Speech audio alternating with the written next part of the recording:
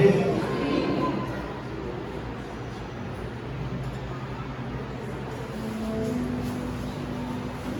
Queria ler um texto para vocês, está em Efésios, capítulo 3, versículo 14 a 21.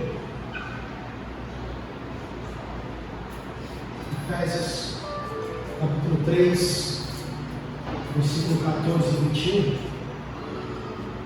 E o texto diz o seguinte: por essa razão, ajoelhe-me diante do Pai, do qual recebe o nome toda a família nos céus e na terra. Olha, para que com as suas gloriosas riquezas Ele os fortaleça no íntimo do seu ser com poder, por meio do seu Espírito, para que Cristo habite em seus corações mediante a fé. E ora, para que vocês, arraigados e alicerçados em amor, possam, juntamente com todos os santos, compreender a largura, o comprimento, a altura e a profundidade, e conhecer o amor de Cristo, que excede todo conhecimento, para que vocês sejam cheios de toda a plenitude de Deus, aquele que é capaz de fazer infinitamente mais do que tudo o que pedimos ou pensamos, de acordo com o seu poder que atua em nós. A Ele seja a glória, na Igreja e em Cristo Jesus, por todas as gerações, para todos sempre. Amém. Vamos orar, feche seus olhos, Pai. Que a Tua palavra seja mais uma vez viva e eficaz nas nossas vidas. Que nós tenhamos nessa manhã ouvidos, mente, tudo sujeitos, Pai, aquilo que tens para nós. Tenha misericórdia de mim, nos a minha vida, Pai. Que seja a Tua forma através de mim, que possamos sair daqui impactados pelo poder da Tua palavra. Amém. Irmãos, a gente, se você não sabe, você deveria saber, assim como eu, que a gente não é dono do nosso próprio nariz. Saber que a nossa vida não é nossa, porque vida dada, que nos foi dada, é vida que nós precisamos de alguma maneira prestar contas. Tem alguém acima de nós a quem pertencemos, e alguém acima de nós que nós devemos servir. Esse Deus que nos criou, esse Deus que além de nos criar, nos comprou por um alto preço, nos promove no seu Filho. Nós nos achamos, nós nos consideramos, nós somos encontrados todos, irmãos, se nós acreditarmos que nós somos autossuficientes, que nós podemos viver para nós mesmos. Somos todos, se nós nos julgarmos capazes de decidir pela nossa própria vida. Por isso que nós cantamos, irmãos, o que seria de nós? Faça uma reflexão comigo aí. O que seria de você se a graça e se a misericórdia de Deus? Quem se acha dono do seu próprio nariz, irmãos, é alguém semelhante a alguém que pega um barquinho, uma canoa e tenta atravessar aqui do Brasil até a África pelo oceano, remando. E quando nós temos essa consciência, irmãos, que nós não somos donos do nosso próprio nariz, nós podemos levantar os nossos olhos e perguntar: o que então eu preciso fazer? O que então, onde eu estou? O que Deus quer de mim? O que devo fazer? Como eu devo usar meu tempo? Para quais pessoas eu devo doar esse tempo? Como eu uso o meu dinheiro, meus talentos, os meus recursos? Em que projetos eu devo atuar? O que eu devo fazer? O que Deus quer de mim? O que Deus quer que eu faça? E se não é o seu questionamento, irmãos, amém. Mas se é o seu questionamento, Paulo nos ajuda a responder um pouco isso aqui no texto de Efésios. E ele começa dizendo logo no começo do versículo: 14, ele fala: olha, por essa razão, eu me ajoelho diante do Pai. Irmãos, nós temos muitas razões. Se nós olharmos o contexto, Paulo tem ali todas as razões onde ele está se ajoelhando, mas eu quero trazer para a nossa vida, para a minha vida e para a tua vida. Porque quando nós nos colocamos de joelhos, irmãos, nós temos uma experiência de rendição, de entrega. E quando nós nos ajoelhamos, irmãos, nós estamos dizendo, na verdade, reafirmando que nós precisamos e nós estamos totalmente submissos a Deus. E o ato de se ajoelhar é uma prova de entregar tudo que nós temos, aquilo que nós precisamos, ou nós entregamos o controle para Deus. Deus, eu não consigo nada sem ti, eu sou totalmente dependente. E parece fácil fazer isso, irmão, mas entregar o controle para Deus é como estar diante de uma porta que vai se abrir e nós não sabemos o que está por trás dela. Porque a partir do momento que nós entregamos tudo para Deus e colocamos a nossa vida diante desse Deus e confiamos na sabedoria dele, nós estamos sujeitos a tempestades, a bonanças, a dias de sol, a dias de chuva, a dias de lutas, a dias de glórias. Nós nos colocamos, nós entregamos o controle para Deus, nos colocamos na estrada de uma compreensão, irmãos, muitas vezes em comum do que realmente é ser cristão, não é compreensão em comum do que Deus quer de nós. O que tem atrás dessa porta? Nós não sabemos. O que vai ser do amanhã? Nós não sabemos, mas nós confiamos em Deus. Eu me ajoelho, entrego a minha vida a Ti, e confio, e me rendo, e me entrego, para ir além de uma porta que eu não sei o que existe, o que tem, mas ainda assim eu confio em Deus, porque não só é uma sensação que eu tenho que, ou me parece na minha razão que é a melhor opção, mas com certeza, irmão, nós podemos ter a certeza nessa manhã que é a melhor opção que nós temos. Eu não sei o que te atormenta hoje, eu não sei o que te perturba, eu não sei o que te incomoda, porque eu sei que nós vivemos diante de muitas incertezas. Por isso, irmãos, que abrir essa porta e se jogar é a melhor atitude que nós podemos ter. Por isso que abrir essa porta, se render, se ajoelhar e se colocar diante dele, deixando claro a cada momento das nossas vidas: Pai, confio em Ti. Pai, confio em Ti. É isso que nós fazemos quando nós nos colocamos, quando nós assumimos que nós podemos ir a partir dessa porta. E Paulo nos ajuda a enxergar esse acesso, a enxergar essa dependência, essa rendição a Deus com 4 atitudes. E a primeira delas está aí no começo do versículo, que diz: eu me ajoelho. Isso diz para Deus e para quem quiser ver que nós cremos que nós não somos mais donos da nossa vida, porque nós não damos conta de bancar a nossa vida. Por isso que nós nos colocamos de joelho e reconhecemos que nada somos sem Deus. Nos ajoelhamos, nos rendemos. E quando fazemos isso, deixamos que Deus seja Deus na nossa vida. E aí nós vamos deixar que Deus atue. E aí nós vamos deixar que Deus faça o que quiser fazer.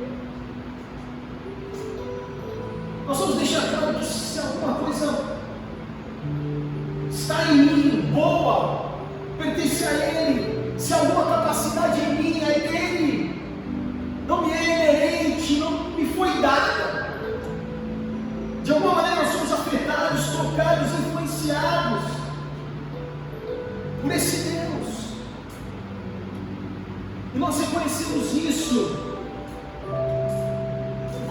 posições diante de Deus e dependemos de Deus para que possamos caminhar, mas vivemos uma postura de rendição, uma postura de joelhos, de ajoelhadas.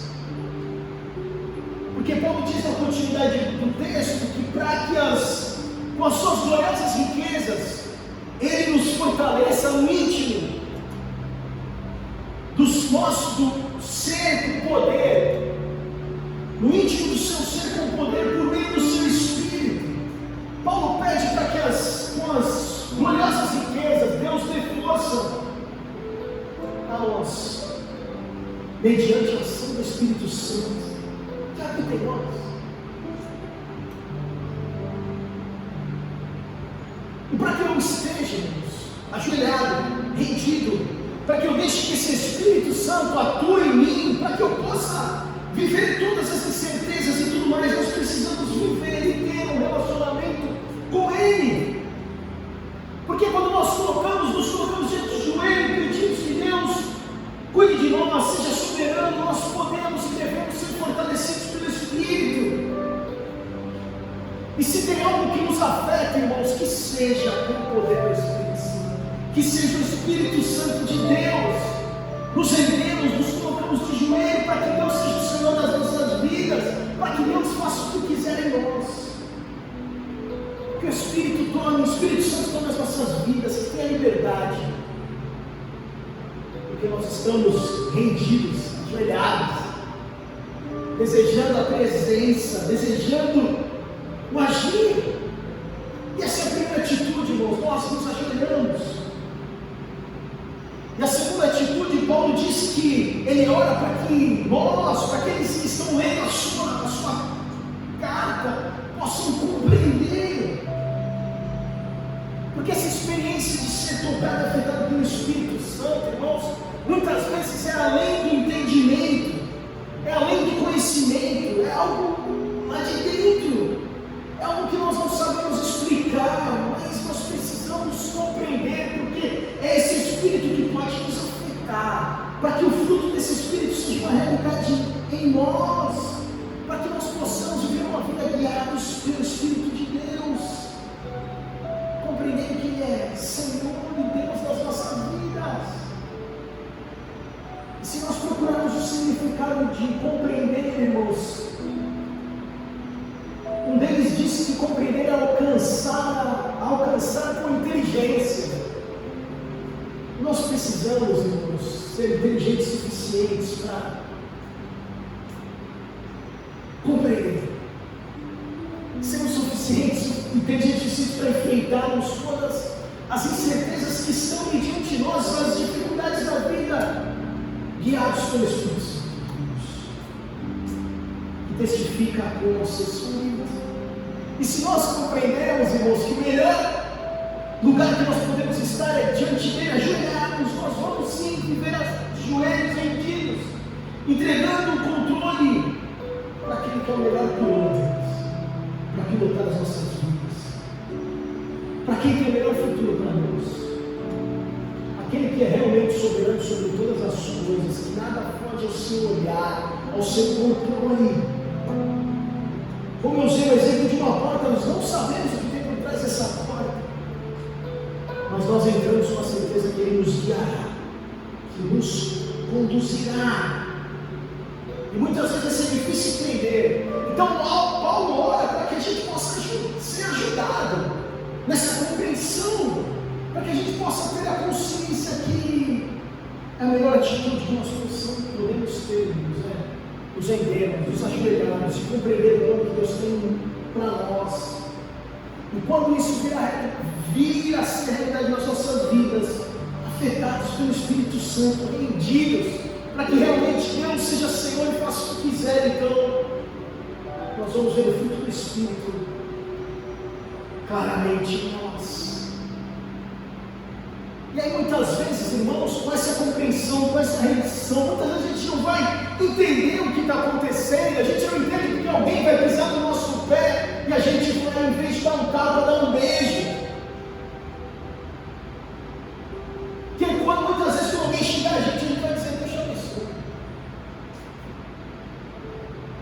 nós não entendemos, nós continuaremos e devemos ser afetados e tocados pelo Espírito Santo de Deus. Nos ajoelhamos e buscamos compreender e aceitar a obra do Espírito em nós, em mim, em você. A terceira atitude, irmãos, está lá no versículo 17 e 18 de Efésios, capítulo 3, e diz o seguinte: para que Cristo habite em seus corações, mediante a fé. E oro para que vocês, arraigados e alicerçados em amor, possam, juntamente com todos os santos. Irmãos, o que Deus quer de nós? Essa é a pergunta que a gente fez no começo. Deus quer que a gente viva ajoelhado, rendido, entregando o controle para Ele. Deus quer que a gente compreenda a obra que Ele tem em nós, através do Seu Espírito. E quando nós decidimos, irmãos, então entrar por essa porta e viver uma vida de rendição, uma vida buscando a compreensão que o Espírito precisa conduzir, nos dominar, nós precisamos entender, irmãos, como diz Paulo no final do versículo 18, que ele diz: juntamente com todos os santos. Nós precisamos entender que esse caminho, irmãos, de viver o que Deus quer em nós, esse caminho de ser um cristão, esse caminho de viver uma família, é um caminho que é comunitário. Me ajoelho, compreendo, e agora eu tenho que ser arraigado, alicerçado em amor. E quando eu tenho isso, irmãos, na minha vida, isso precisa ser refletido no comunitário, nos meus relacionamentos, juntamente com todos os santos, vivendo esse caminho que não é individual, irmãos, ninguém é feliz sozinho. E esse caminho do discipulado cristão, ele é diferente, ele é comunitário. Você pode, de repente, fechar os seus olhos no seu quarto, orar, buscar a Deus, mas quando você chega nisso, você precisa voltar os olhos para o teu irmão. Existe uma responsabilidade desde Gênesis 4:9. Quando Deus questiona: onde está teu irmão? Naquela história entre Caim e Abel: onde está teu irmão? Cadê? Você é responsável pelo seu irmão? Sim, nós somos, porque nós fazemos parte de um só corpo. O individualismo, irmãos, é estranho nas páginas da vida, do Novo Testamento, o que for. A vida cristã é comunitária, é relacional. Tem a ver com como cada um de nós vamos, a gente vai se misturando. Como vamos nos dando a conhecer, como vamos servindo e deixando de se servir, lavar os pés uns dos outros. E se não tem ninguém para lavar os seus pés, se você não tem ninguém para lavar os pés, você não está vivendo, praticando o cristianismo. Ser cristão é estar juntamente com outros santos, com outros irmãos, uma vida comunitária. Sem isso a gente não vive a plenitude de Deus. Você não vive o propósito de Deus para a sua vida. E o versículo 19 diz: Paulo fala para que vocês sejam cheios de toda a plenitude de Deus. E é nesse caminho comunitário, irmãos, que a gente vai viver a plenitude de Deus. E viver a plenitude de Deus é aceitar a graça derramada sobre nós, que nós cantamos nessa manhã, é compreender isso, essa graça, aceitar que nós não podemos caminhar numa atitude que não seja de joelhos, uma atitude que não seja rendido, uma atitude que não seja de compreensão, e uma atitude que não seja de conhecer o amor de Cristo, que excede todo conhecimento. E nós podemos ser amados e podemos amar. Isso nos leva à quarta e última atitude: conhecer o amor de Cristo, que excede todo conhecimento. Qualquer que seja o caminho, irmãos, qualquer que seja o teu propósito, qualquer que seja a tua busca, qualquer que seja o teu sonho, irmãos, tudo tem a ver. O caminho tem que ter a ver com amor, tem a ver com amar e ser amado. Deus é amor. E às vezes a gente não ama, irmãos, porque falha. Muitas vezes a gente não sabe se deixar amar. E quem não ama nunca será curado. 1 João 4,18 diz: não há no amor, não há medo. Pelo contrário, perfeito amor expulsa o medo. Porque o medo supõe castigo. Aquele que tem medo não está aperfeiçoado no amor. Nós precisamos estar aperfeiçoados no amor, irmãos. Recebendo o amor de Deus por nós e dando. Arraigados em amor. Para conhecer o amor de Cristo, que excede todo o entendimento. Versículo 17 a 19 diz: para que Cristo habite em nossos corações mediante a fé. E Paulo fala: agora para que vocês, arraigados e alicerçados, irmãos, firmados, colocando o seu alicerce em amor, possam juntamente, não separados, juntos com todos os santos, compreender a largura, o comprimento, a altura, a profundidade, e conhecer o amor de Deus, de Cristo, que excede todo conhecimento. Amar e ser amado. Deixar de viver para nós mesmos, viver para Deus, viver com o irmão, uma vida comunitária. Como nós vamos fazer isso se nós não temos outro? Se nós vivemos uma vida só individual, nós somos idólatras de nós mesmos. Qualquer que seja o plano, a atitude, tudo tem a ver com o amor. E aí nós podemos ver nesse pequeno texto, irmãos, nesses versículos, a percepção que Paulo tem sobre cristianismo. Ele fala: se rendam, se coloque numa posição de se ajoelhe, se renda a Deus, não adianta, Ele é soberano. Ele fala: compreendam a obra do Espírito em vocês, se exalem, deixem que o fruto do Espírito seja uma realidade, amem, sejam firmados, alicerçados no amor que Deus tem por nós, e façam com que seu amor seja a base do relacionamento, numa vida comunitária.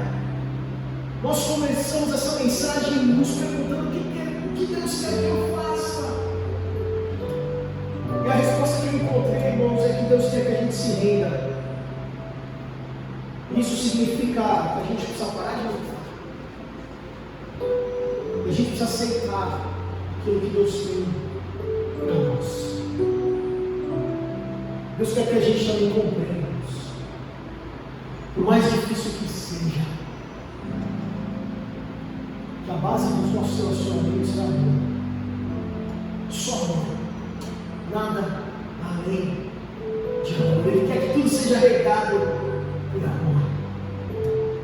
E Paulo termina esse texto de Efésios dizendo o seguinte: aquele que é capaz de fazer infinitamente mais do que tudo o que pedimos ou pensamos, de acordo com o seu poder que atua em nós.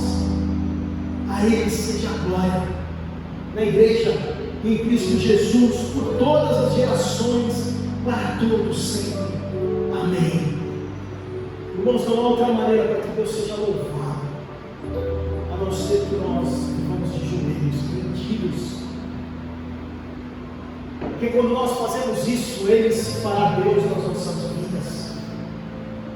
Nós podemos nos render, nos deixar que Deus afete cada um de nós, deixar que Ele controle, que Ele faça o que quer, de uma maneira muitas vezes que nós nunca deixamos, nos ajoelhamos, nos rendemos, para que Ele faça o que Ele quiser, para que Ele faça o que lhe apraz.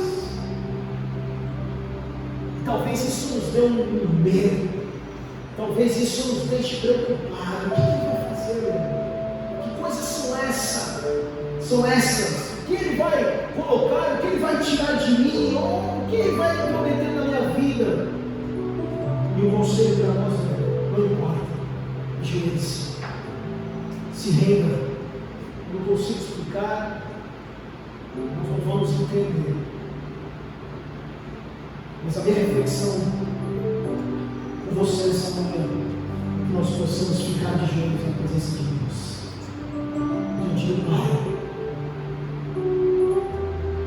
possamos ouvir a voz de Deus que nos leva para a experiência, uma vida, uma experiência diferente de cristianismo. O que Deus quer de nós? Ele quer que a gente se renda. O que Deus quer de mim? Ele quer que você se coloque diante dele, deixe você controlar, deixa Ele controlar a sua vida e compreenda que é o melhor para você, por mais que seja diferente do que você acha, por mais que passe por situações difíceis. Compreenda que Ele tem o melhor e deixe que Ele seja Deus na sua vida, e deixe que o Espírito Santo possa te conduzir, te influenciar, e que o amor de Deus possa nos encher, que possamos entender e viver um relacionamento com Deus em base de amor, que isso se reflita na nossa vida comunitária. Se renda. Vamos orar? Feche os olhos.